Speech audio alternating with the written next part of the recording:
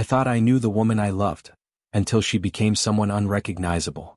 What started as a perfect relationship slowly unraveled into lies, obsession, and a betrayal so deep, it nearly destroyed me. A little while back, a new guy, probably around 35 years old, joined our company. By then, I had already been working as the sales department manager for quite some time, juggling a mountain of responsibilities.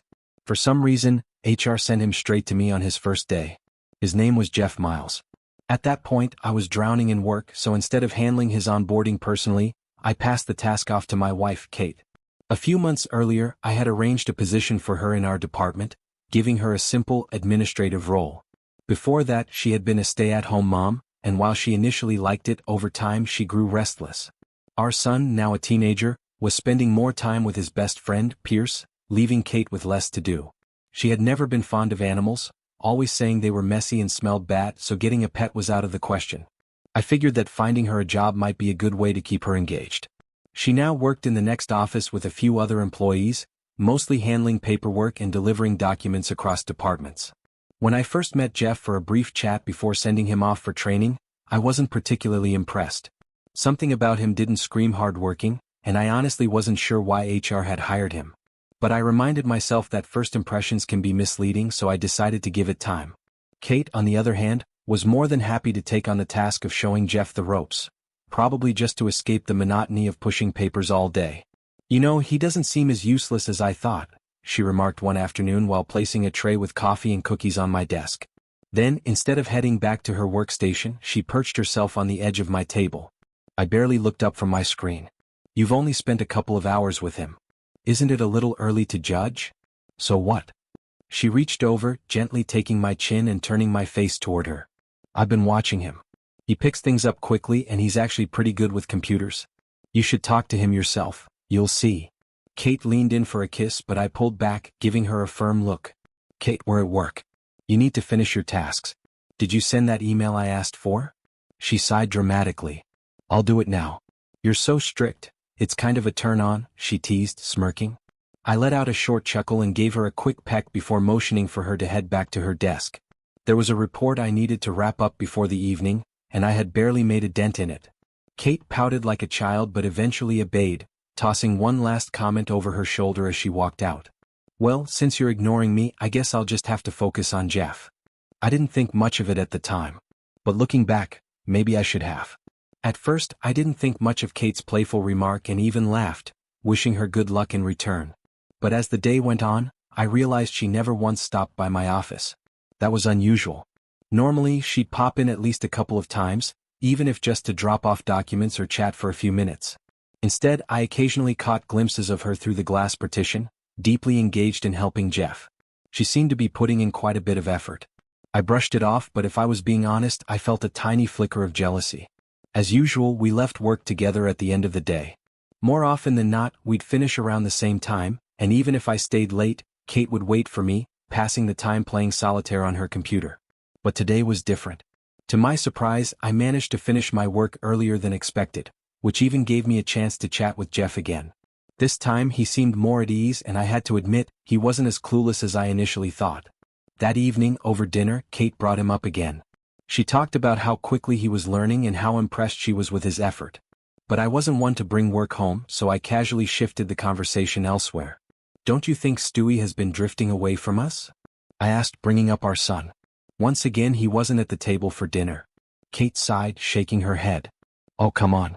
He's just a teenager. He's at that age now. Soon enough he'll start dating. Remember how you were back then? Besides, he's not really interested in hanging around at home with his mom after school anymore." "Maybe you're right," I conceded. "I'll talk to him later. I just don't want his grades to slip because of teenage distractions." I loved my son, and I tried to be present in his life as much as possible. From time to time, I'd step into his room, sit down, and have those father-to-son talks, helping him navigate the transition into adulthood. But at the same time, I didn't want him to grow up too fast. I knew firsthand how difficult the road ahead could be. The next morning, Kate and I arrived at the office and went our separate ways as usual. That's when I noticed something odd. Jeff wasn't there yet. A part of me figured maybe he had decided the job wasn't for him and had quit. Strangely, I felt a small sense of relief at the thought. But about 10 minutes later, through the same glass window, I saw him rushing into the office, slightly out of breath. He walked straight to Kate's desk and handed her something small. That was it. I immediately called her over, demanding an explanation, both for why the new guy was late and for whatever it was he had just given her. But Kate only sighed, crossing her arms with an offended look. "Are you seriously going to criticize him just for being stuck in traffic?" she retorted. Something about her tone didn't sit right with me. Later that day, I managed to carve out some time in my schedule and decided to have another talk with Jeff. I had been considering transferring Jeff to another department, but before I could take any action, my boss called me directly. To my surprise, he insisted that Jeff remain in our division, claiming it was a slightly less hectic environment with better pay. At first, I found his insistence odd, but later I learned the real reason. Jeff was actually related to him. That explained a lot. It was my colleague and longtime friend, Sean, who clued me in after a meeting. Sean and I had joined the company around the same time, working our way up the ranks together. He was now managing a different department, but we still stayed in touch, and he often dropped by under the guise of work visits. "I wouldn't be surprised if they planted him here on purpose," Sean remarked one afternoon, his tone laced with intrigue. I raised an eyebrow. "What are you talking about?" He leaned in slightly. "I mean, think about it. The boss might have placed Jeff in your department deliberately, to keep an eye on everything, gather information, and report back. And with a family connection, he could be getting a nice little reward for it." I chuckled. "You've been watching too many crime dramas." But deep down his words got to me. The thought had crossed my mind, and the more I considered it, the more plausible it seemed. From that moment on, I decided to keep a close watch on Jeff myself. I couldn't entrust this task to Kate. She had a tendency to be too open, and I was worried she might accidentally let something slip. Sean smirked. "Oh, and here's something else for you to chew on." I folded my arms. "Go on." "You remember the investors are visiting in a month, right? And the boss is planning some big celebration for the occasion?" "Yeah, I remember." "What about it?" "Well," Sean lowered his voice, "I found out, don't ask me how, that it's going to be a closed event. Only selected employees will be invited, along with the investors themselves." That caught my attention. "Really?" "I assumed most of the staff would be included, except maybe the lower-level clerks." Sean shook his head. "Apparently Mr. Gray is trying to cozy up to the investors, like his future depends on winning them over. That's why, aside from the formal presentation, he's lining up some extra entertainment." That last part piqued my curiosity, but Sean didn't offer any more details. He simply shrugged and said he'd try to dig up the guest list when he could. I hadn't thought much about the party before, assuming it was just another corporate event, but the way Sean talked about it made it sound like there was something more beneath the surface. I hadn't mentioned any of this to Kate yet. There was no point in stirring the pot until I had more concrete information. Besides, I had my own plan to focus on. Over the next few days, I kept a close eye on Jeff. He was putting in a lot of effort, diligently completing his tasks and making a point to be polite to everyone. He seemed eager to please, almost too much so. There was something about his behavior that felt scripted. It made me think back to Sean's theory. Was Jeff really just another new hire, or was there more to his presence here? Soon, I had to attend a long meeting with one of our company's partners. By the time I returned, the office was empty. Normally, Kate would wait for me so we could head home together, but when I stepped into her workspace, she was gone. I wandered around the deserted department for a bit, then eventually gathered some papers and retreated to my office. A nagging feeling crept into my mind, but at that point I had no proof of anything, just a lingering sense of unease. When I finally called Kate, she casually informed me that she was already home. That was it. No explanation, no mention of why she left without me. I simply ended the conversation. The rest of the evening she kept joking about my suspicions, trying to brush them off like they were ridiculous. But something about her tone irritated me. After a while I lost my patience. "You're being too obvious with him," I snapped. "Maybe it's time I handle this myself. Maybe you should stay home again." She raised an eyebrow, her voice dripping with sarcasm. "Oh? And you think you can just decide that for me?" I didn't know what to make of her reaction. Was she serious? Was she testing me? At the same time, all the corporate politics surrounding the upcoming investor event were starting to wear me down. Every time I heard about it, it seemed like there was a new version of what was actually going to happen. The rumors, the secrecy, it was getting under my skin to the point where I just wanted to skip the whole thing and spend time alone with my wife. But then, the day before the event, Mr. Gray himself made an appearance in our department. He strolled through the office with a quiet confidence, scanning each employee like he was sizing them up, like he already knew everyone's weaknesses. When he finally entered my office, I felt that same discomfort I always did in his presence. But there was nothing to do but sit there, nod, and listen. The next evening, the event took place in a large hall filled with rows of tables. Brian Gray stepped onto the stage, preparing to give his speech. I scanned the room, trying to find a decent place to sit, when Sean suddenly appeared beside me. "Already got us a table?" he said with a grin. It seemed like the night was just getting started. Throughout the evening, I couldn't help but notice Kate glancing repeatedly toward Jeff. He was sitting with one of the other employees, openly flirting, not even bothering to hide it. But what caught my attention even more was Kate's reaction. She was practically glaring at the girl, her eyes burning with something that looked an awful lot like jealousy. "Why are you staring at them like that?" I asked, lowering my voice. Before she could answer, someone approached me, handed me an envelope, and then, oddly, pulled me into a friendly embrace as if we were long-lost pals. The whole thing felt off, but I was too distracted by Kate's behavior to dwell on it at that moment. When I finally stepped out of the back room and returned to the main hall, I quickly realized something was wrong. Kate was gone. So was Jeff. And Sean too. At first I stood there, confused, scanning the room. Where could they have gone? This was just a restaurant hall. There was only the main exit and a single door leading to the service areas. I paced through the venue, feeling like a ghost drifting between tables, while other employees carried on as if nothing was happening. But no matter how many times I circled the hall, I couldn't find them. It was as if they had disappeared into thin air. Frustrated, I made my way toward the exit, and just as I passed a large refrigerator near the back, I nearly collided with a young worker pushing a cart full of meat products. Without thinking, I grabbed his arm tightly, pressing him against the cart. "Did you see a woman and two men come through here?" My voice was sharp, urgent. His eyes widened in fear and he quickly nodded. I only saw a man and a woman. They left through the back door." My stomach twisted. That night I received a message. Short, direct, and laced with a venomous intent. "Your wife and your friend betrayed you." Logically, I knew there was a chance this was just some cruel prank, an attempt to get inside my head. But something in my gut told me otherwise. And before I could fully process it, another message arrived. This time the stakes were clear. Find the full sum of money and deliver it, or take the blame yourself. Otherwise, Gray and all his criminals will be exposed. So that was it. Jeff, because I had no doubt now that it was him, thought he could manipulate me. He actually believed that my love for Kate would be enough to force my hand. But he made a critical mistake. He revealed himself too soon. As I pulled into the parking lot on the way home, my mind raced with possibilities. Should I involve the police? Would that make things worse? One thing was certain, my career was finished no matter how this played out. But I wasn't going down without answers. I had to get to the bottom of this, to uncover every last detail. And most of all, I was determined to meet the little weasel who had orchestrated this mess. Did Jeff really think he was the smartest person in the room? As I stepped into my house, I gripped my phone tightly, waiting. Sooner or later he would message me again. And when he did, I'd be ready. For a brief moment, I considered just accepting things as they were, letting Jeff do whatever he wanted with the so-called hostages. After all, if what I had learned about Kate's betrayal was true, maybe she deserved it. Maybe they both did.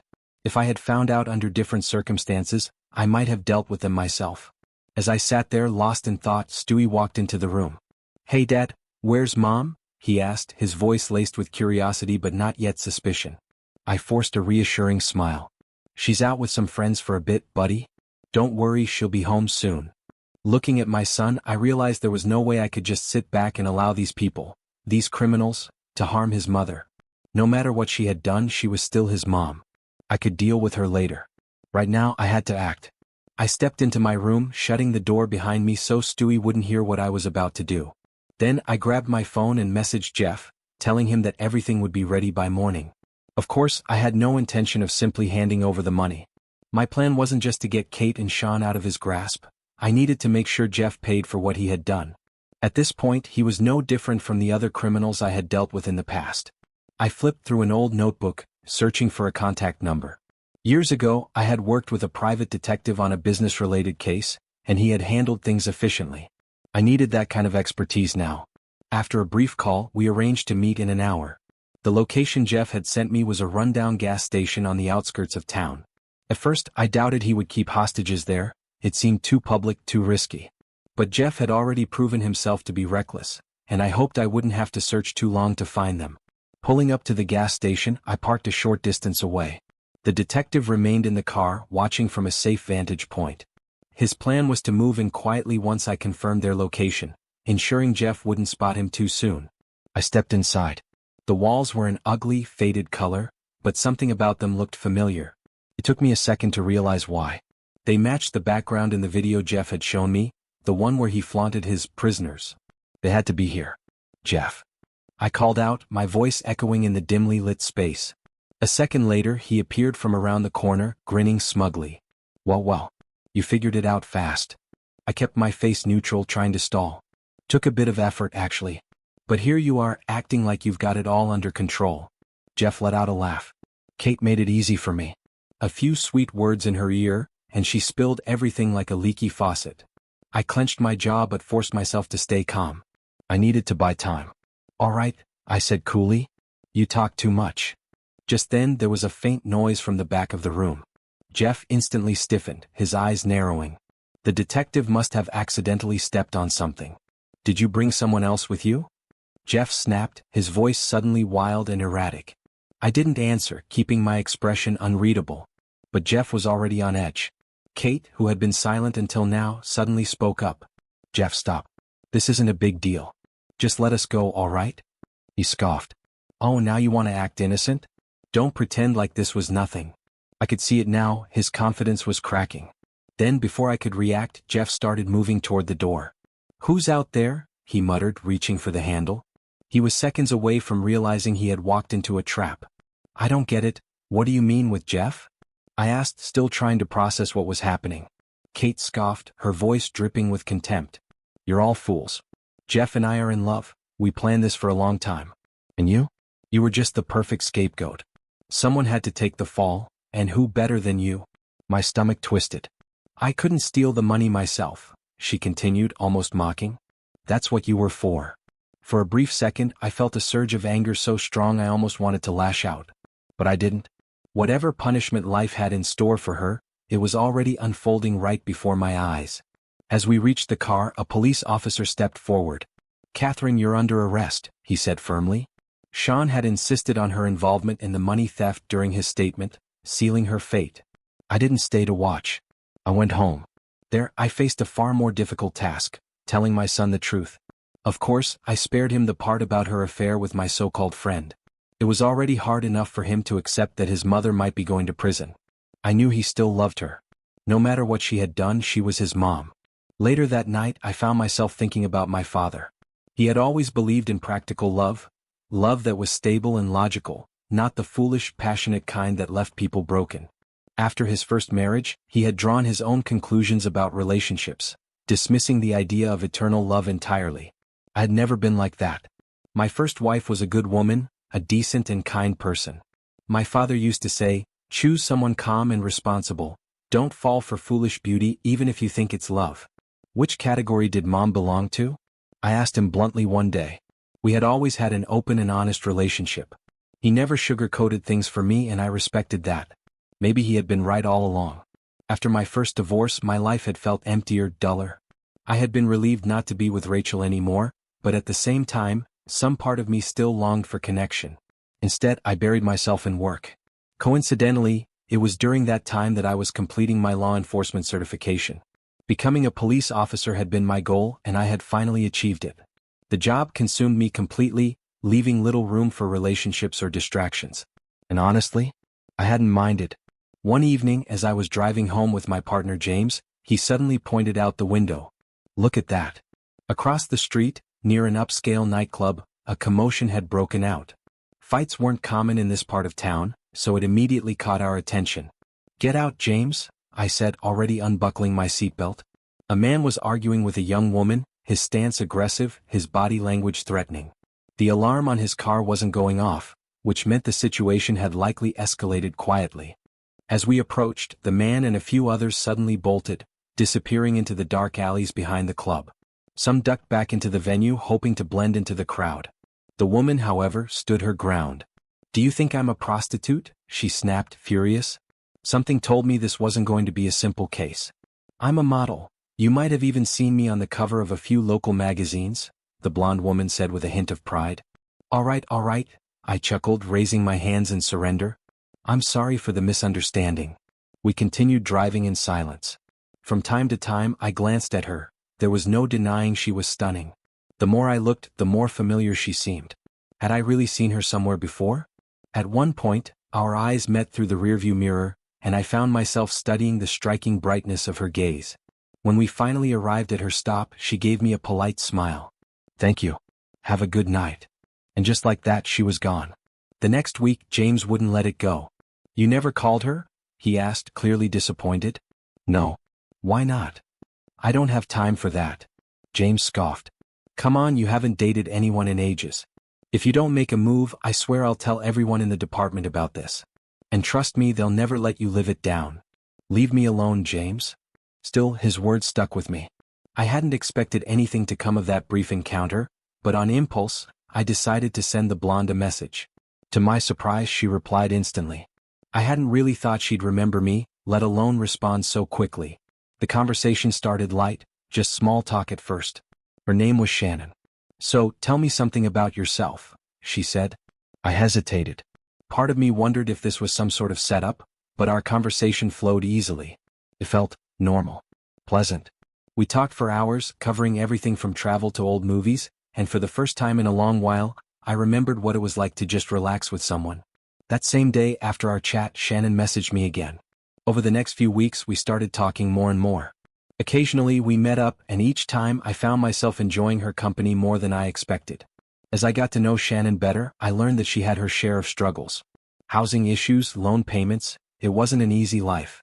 Her income depended on how much work she booked, and sometimes she could make thousands in a single shoot, while other times, weeks would go by without a single job. Did that bother me? Not really. The most important thing was that our relationship felt easy, something I hadn't experienced in a long time. Still, there were moments that frustrated me. One evening, as we lay together, Shannon turned to me. James, do you still find me attractive?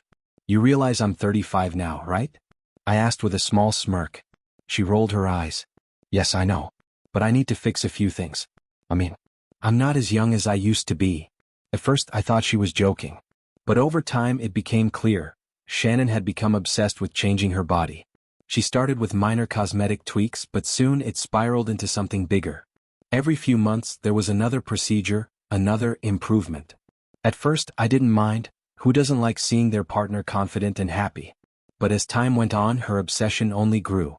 What started as small, subtle changes turned into an endless pursuit of perfection. 2 years passed like this. And with each passing month, the list of things she wanted to change only got longer. I won't lie, I love the breast implants. Before, Shannon had been on the flatter side, but now she could confidently boast a full C-cup. That change I welcomed. But not all of them sat well with me. It's hard to love someone when they keep changing right before your eyes, transforming into a version of themselves you barely recognize. Shannon had always been beautiful, yet she couldn't seem to see it. No matter how much I reassured her, no matter how many times I told her she was enough, she kept chasing after something more. For a while I put up with it. But after endless conversations, after countless times telling her to stop, I finally refused to fund any more procedures. At first she fought me on it, begging, arguing, trying to wear me down. But then, suddenly she stopped. For months, she didn't mention another operation.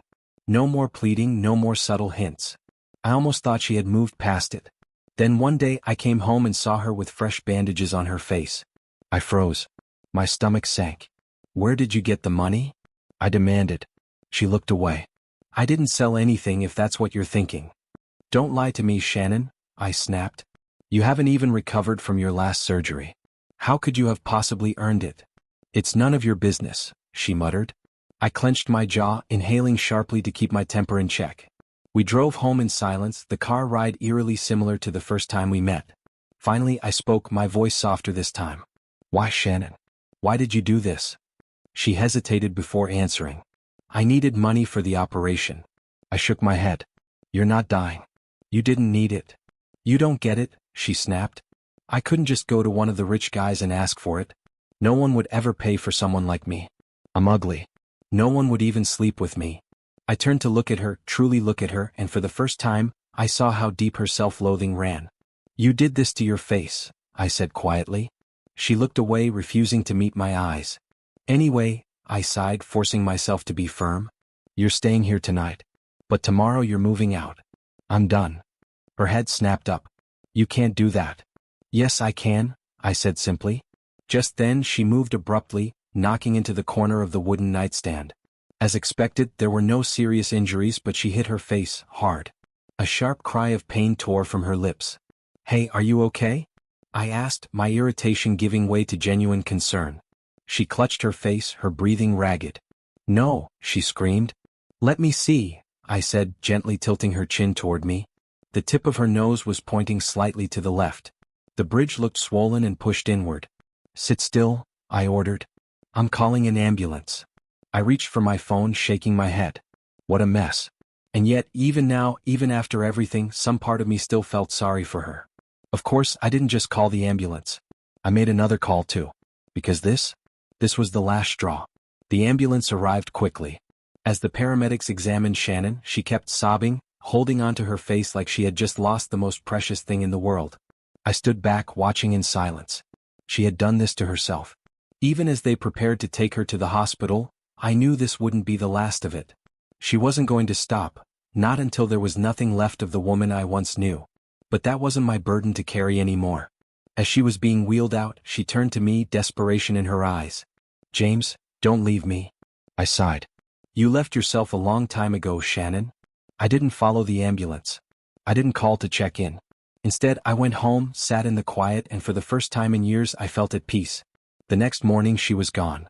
No long-winded messages, no dramatic pleas. Just silence.